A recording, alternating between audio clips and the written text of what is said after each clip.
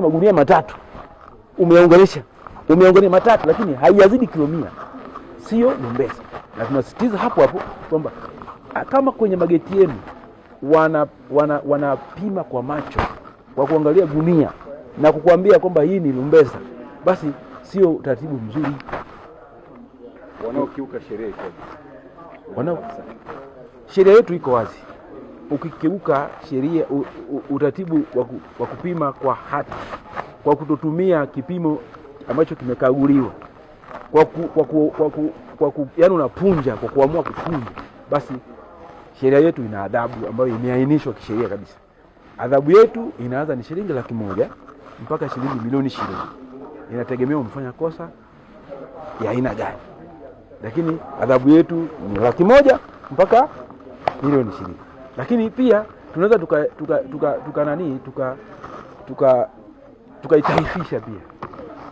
Maana kama umekuwa sugu, pia tunaweza tukatafuta njia ya pili tunaweza kupeleka mahakamani. La wakala vipimo ni kutoa elimu ya vipimo nchi nzima, sio hapa tu, nchi nzima. Kwa hiyo leo tumekuja hapa specifically kuelimisha wakulima, wafanyabiashara, viongozi na wadau wote wa vipimo.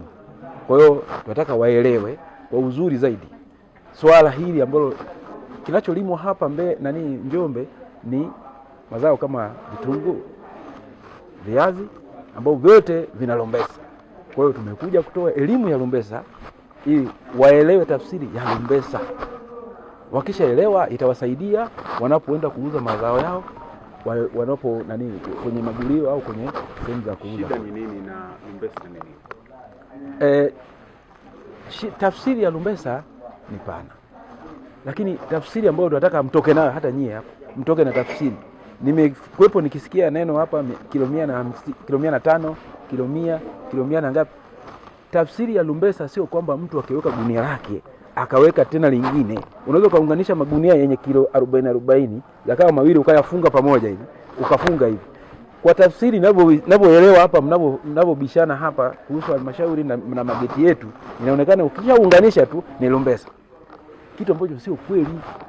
Lumbesa mpaka mzigo huo au gunia hilo lizidi kilo 105 kwenda mbele, hilo ndio lumbesa. Tufanyie kazi, tujue wanavyo operate, wanafanyaje kazi. Kama kutakuwa na chochote cha kuwashauri, tutawashauri, tutaifanyia kazi hilo. Na kama kunakuwa na chochote cha kuwashauri kuhusu upimaji, mwenendo wa upimaji kwenye mageti yao, kwenye sehemu za mauzo kule, tutawashauri. Sisi kama wakala wa vipimo, wajibu wa kuweka mzani kwenye mageti sio la kwetu. Sisi kazi yetu ni kuhakikisha kwamba mzani ulioweka kwenye geti imekaguliwa, inapima vizuri.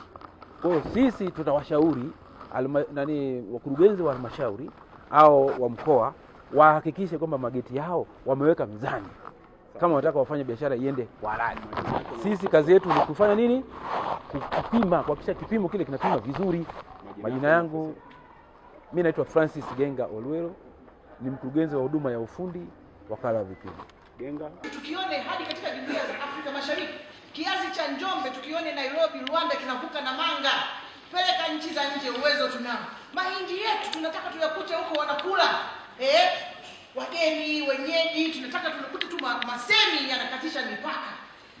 Lakini hapa kwenye lumbesa vipimo, tutashukuru sana leo wataalamu mkituelekeza. Bosco Mtitu, kwanza ni diwani wa kata ya Lubonde, makamu mwenyekiti wa halmashauri ya Ludewa, mwenyekiti wa chama cha Msalaba Mwekundu mkoa wa Njombe. Kwa hiyo mimi niko kwenye jamii moja kwa moja. Kwanza ni shukuru serikali kwa kuleta semina hii mkoa wa Njombe. Kwa sababu kwanza ni semina muhimu sana, kwa sababu inaenda kuwafungua wakulima na wafanyabiashara na wananchi kwa ujumla nini maana ya vipimo. Sasa iko changamoto kwenye swala linaloitwa vipimo. Sheria imejielekeza vizuri kwamba kipimo hiki kinachoitwa lumbesa ni kile kinachozidi kwenye kilo 100. Wako sahihi kabisa. Lakini shida inaanzia wapi? Shida inaanzia hapa. Sio kila zao kifungashio chake ni cha kilo 100. Mfanyabiashara anapoenda kununua mazao kule kule kijijini, achana na mahindi, maharage, let's say ameenda kununua labda kitunguu au viazi, anaenda kununua viazi kule kijijini, anaenda na kifungashio kile kimfuko ni cha debe 5. Kwa mkulima anajua mimi nauza viazi shilingi 50,000 kwenye kifungashio cha debe ngapi? Debe 5.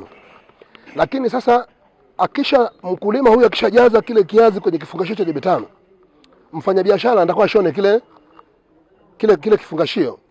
Manake analazimika mkulima aongeze kwenye kipeto kile cha viazi debe 1 au debe 1.5, ndio kile kinachota Lombesa. Matunguu kinanunuliwa huku kwa mkulima kwa debe. Mnakubaliana bwana, hapa ni debe 6. Lakini zile debe 6 wakati wa ushonaji hazipimwi debe 6, maana anaongezewa juu pale debe 1.5 mpaka debe 1. Maana anayeibiwa nani? Mkulima. Kule sokoni wanauza kwa kilo. Ushauri wangu huko hapa, ili hii migogoro na haya malumbano yasiwepo, kila kitu kinunuliwe kwa kilo. Yaani kama wewe ni mfanyabiashara wa viazi, beba mzani wako, nenda kule kijijini kanunue viazi kwa kilo. Kuna wafanyabiashara walishakuja hapa wakanunua viazi katani kwangu pale kwa kilo. Tena bei nzuri tu, shilingi 600 kwa kilo. Wakati wao walikuwa wananunua hivyo. Na hakukuwa na hiyo migogoro. Mheshimiwa Diwani amesema wafanyabiashara tunakuja na vifungashio vyetu. Si kweli. Hafanyi biashara hajui. Awaulize wakulima.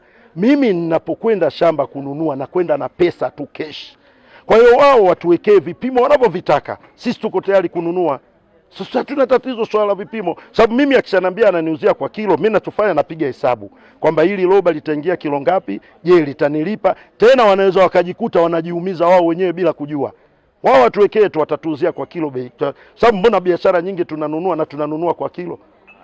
Kwa hiyo hatuna tatizo. Jina langu naitwa Mfaume Vulu.